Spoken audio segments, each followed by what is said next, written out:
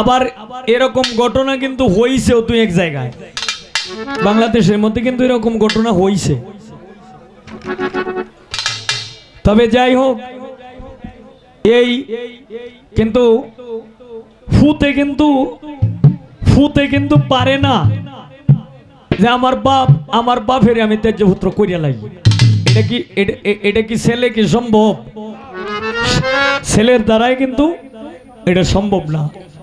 কাজেই আমার একটা সন্তান যদি ভুল করে, আমি তো আর ভুল করতে পারি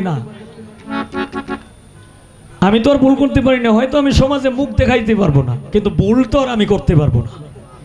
আমার মনের মধ্যে অতটুকু কষ্ট যে আমার একটা সন্তান, আমার একটা ছেলে ভুল করিয়ালছে, কিন্তু আমি তো সমাজে মুখ দেখানোর মতো কোনো কিছু নাই।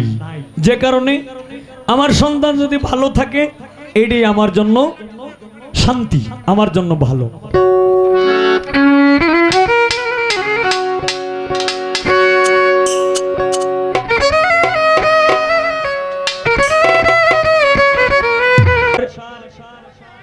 মানে কোনো কথা ছিল না, মানে এই আসার কথা ছিল ঠিকই, কিন্তু আমার কিন্তু মানে গান গাওয়ার ইয়ে ছিল না।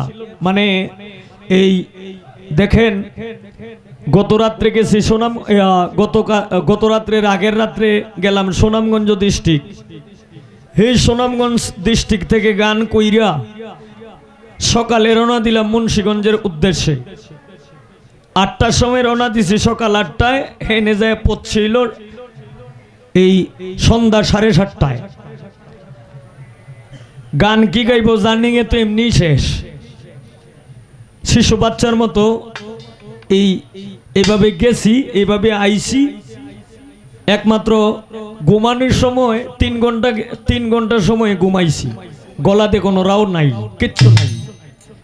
হলুদ ভাইকে আমি বললাম যে ভাই আপনারা টেনশন করেন না, আমি ইনশাল্লাহ 9টা 9:30টার ভিতরে আমি কিন্তু উপস্থিত হইয়াম। আমি কিন্তু ফোনটা বন্ধ করি, আমার ঘুমাইতেইব। আমি মানে এই সময় কথা বলতে পারতাছি না, কথা যে কইতাছি আমার খুব কষ্ট হইতাছে। জানেনই তো একাধারে গান করলে কি হয়। জাস্ট যে সময় 9:20 বাজে, এই সময় আইসা উপস্থিত হইছি।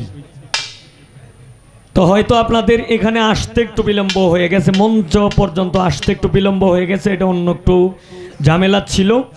এই ঝামেলার সমাধান করছি, প্রয়োজনে আরো করব, প্রয়োজনে সবার পায়ে ধরে আমি মাপ চাইব, যেটা আমার পক্ষে সম্ভব না।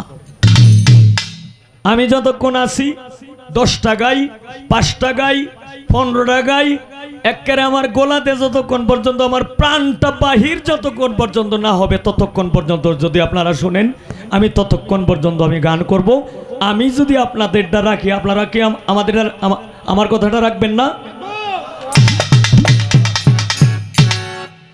আর যদি না রাখেন, আমি ইশারা ইঙ্গিতে কইতাছি, যদি না রাখেন তাইলে এই মঞ্চেই কিন্তু আমার মৃত্যু হবে।